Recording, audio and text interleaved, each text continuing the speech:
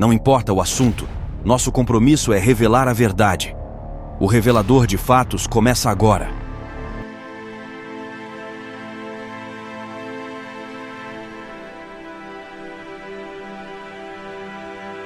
Sim, todos os que apoiam a Palestina e o Hamas em particular são hipócritas. E eu vou explicar-lhe o porquê. Primeiro, vamos esclarecer algumas questões-chave.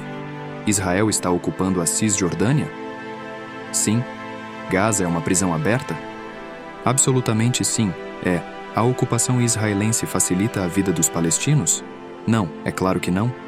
O ataque terrorista do Hamas a partir de 7 de outubro aconteceu no vácuo? Claro que não. Se ataques aéreos israelenses matarem civis? Claro que sim. Se você nascer em Gaza, suas chances na vida são próximas de zero só porque você nasceu lá. Deixe-me explicar para você o que é ser um jovem de 21 anos em Gaza. Você nasce na miséria. Você não tem uma educação. Você não pode ajudar seus pais ou irmãos se eles estão doentes porque não há remédio. Você não tem um emprego. Você não tem dinheiro. Israel provavelmente bombardeou sua casa.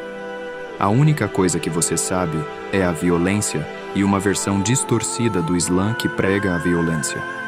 E todos de seus pais, avós, amigos, líderes políticos, mídia, todos estão culpando Israel repetidas vezes.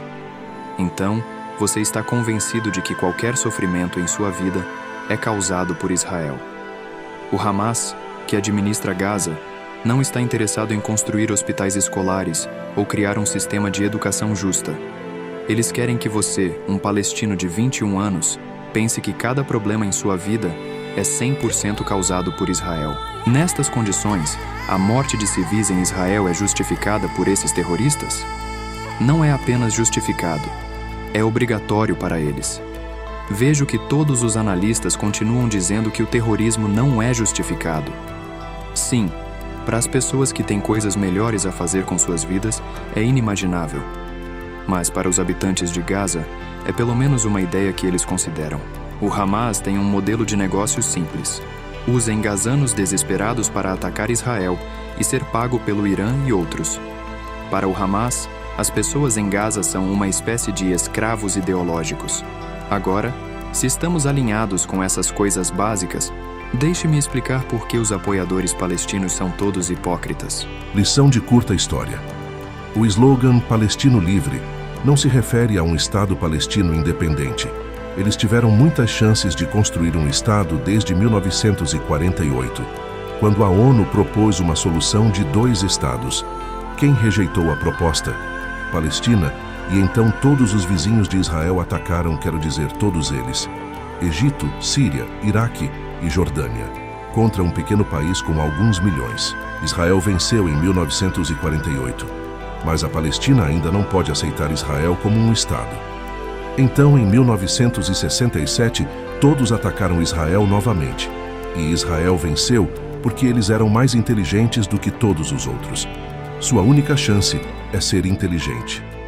Eles ocuparam muitas terras, incluindo Gaza, a Cisjordânia, a Península do Sinai e as colinas de Golã. O que aconteceu? Israel tentou negociar uma paz permanente com seus vizinhos, oferecendo os territórios conquistados de volta. Todos o rejeitaram, e em 1973, Israel foi atacado novamente e, em 1972, toda a delegação olímpica israelense foi massacrada em Munique por uma organização pró-palestina, chamada Setembro Negro, mas isso é um pequeno detalhe em nossa história. Em 1973, todos exceto a Jordânia atacaram Israel novamente no que é hoje conhecido como a Guerra do Yom Kippur. Israel venceu, e eles tentaram novamente devolver a terra em troca de paz permanente.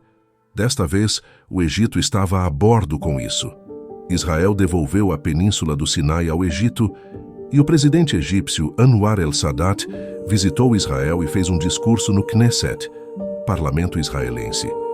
Desde então, o Egito aceitou Israel como um Estado, e a paz foi alcançada entre os 2 países.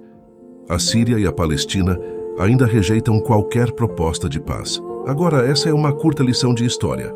Não acredite em mim, verifique os fatos. O Hamas não está lá desde ontem, está lá há anos. O Hamas não ataca Israel desde 2023. Não, eles atacam Israel há anos, principalmente com mísseis. O Hamas empregou pela primeira vez atentados suicidas em abril de 1993, 5 meses antes de o líder da OLP, Yasser Arafat, e o primeiro-ministro israelense Yitzhak Rabin assinarem os acordos de Oslo. O Hamas não está interessado em libertar a Palestina. Eles só querem destruir Israel e matar o maior número possível de israelenses. Imagine que você é um cidadão israelense e algumas vezes por mês você tem que interromper seu chuveiro, ver seus filhos e animais de estimação escondidos debaixo da cama com medo e provavelmente ver algumas casas destruídas por mísseis do Hamas. O que você espera que seu governo faça? Sim, a resposta correta é protegê-lo. No entanto, seu governo, Israel, decide revidar de tempos em tempos e instalar um sistema de defesa antimísseis que deveria protegê-lo, mas não entrar em Gaza e destruir o Hamas. Este país tolerou um bando de terroristas a apenas alguns quilômetros de sua casa, que se dedicam a matá-lo, sua família e seus animais de estimação. E eles fazem isso há anos. Você, cidadão da França, da Alemanha, dos Estados Unidos, da Grã-Bretanha, da Polônia, da Itália, da Espanha, etc., aceitaria isso? Quero dizer, imagine que um único míssil é disparado de Cuba em qualquer lugar perto da Flórida. Em menos de 6 horas, o governo de Havana será permanentemente transferido para Guantánamo. E novamente, Israel tem tolerado milhares de mísseis por anos. Os israelenses devem estar 10 vezes mais preparados do que seus inimigos ou morrer. Eles não podem arriscar ou cometer erros. Mesmo um pequeno erro, como não ter defesa de fronteira suficiente durante o Yom Kippur, pode ser fatal. Se os soldados israelenses querem passar mais tempo durante as férias com suas famílias, sendo mais relaxados, algo terrível pode acontecer.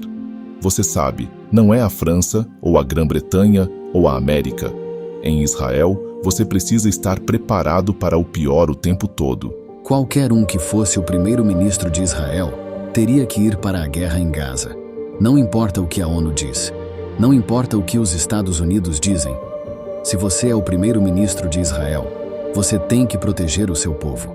Você simplesmente não pode tolerar o Hamas a poucos quilômetros de distância das casas dos israelenses por mais tempo.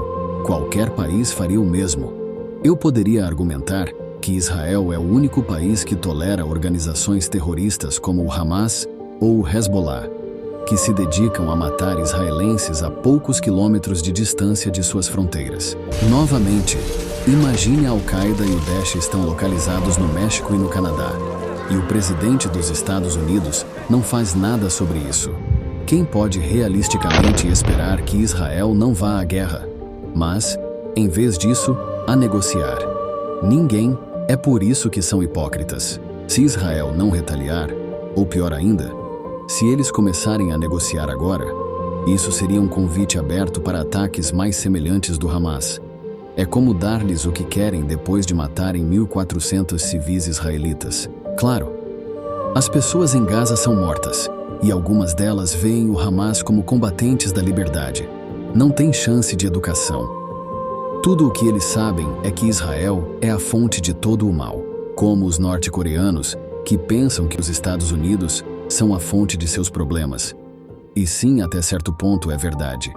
Ainda assim, o verdadeiro problema é a ditadura, o islamismo distorcido que prega a violência e que faz com que essas pessoas disparem foguetes de escolas, hospitais e cozinhas, a constante recusa em aceitar Israel como um Estado, a fome constante e a violência, o dinheiro do Irã e do Catar que as estão usando como peões em um estranho jogo de xadrez. Não é justo para os palestinos. Também não é justo para os israelenses. De quem é a culpa? Principalmente os políticos que usaram as tensões por razões políticas de Israel, Estados Unidos, Palestina, Irã, Rússia e China em todos os lugares. Este conflito é muito pessoal, alimentado por emoções. É um fenômeno cultural explorado por políticos de todos os lados. Eles são os primeiros a serem culpados. Então a maneira como governamos este planeta, A ONU, que deveria manter a paz em todo o mundo, tinha em 2023 um orçamento de 3,4 bilhões, que é de 0,38% do orçamento de defesa dos Estados Unidos para o contexto. E a ONU deve resolver todos os conflitos em todo o mundo. Em outras palavras, a humanidade escolhe manter a anarquia no cenário internacional.